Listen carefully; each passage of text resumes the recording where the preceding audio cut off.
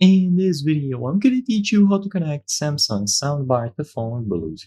It's a very easy process, so make sure to follow along. If you have a soundbar that offers Bluetooth connectivity, you will be able to set it up easily to connect to any device that has Bluetooth capabilities. So if you want to connect it to your phone, first make sure that Bluetooth is enabled. This is going to work for any device that has Bluetooth capabilities. So go over to the settings, go into the Bluetooth category, and make sure that it is enabled.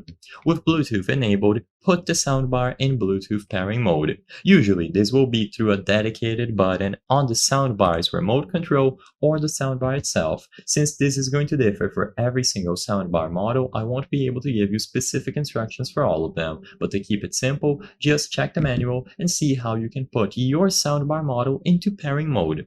With this done, all that you have to do is look under the list of available devices, and you should be able to find the soundbar listed. Choose it from there, and if needed, enter any necessary PIN codes. Usually, the default ones will be 0000 or 1234, or maybe a custom one will be displayed on your specific soundbar, but you just have to make sure that you selected it from the list once it is in pairing mode. With the pairing successful, your phone will be connected to the soundbar, and all audio being output through your device will go over to the soundbar instead. You will be able to control the volume, control what's playing, and it is going to remain connected indefinitely as long as it is sufficiently charged. Once it runs out of battery, it is going to automatically disconnect, and every single future time that you power it on, it should automatically pair itself up with your device. You can unpair it if you run into problems, and you can use it however you prefer.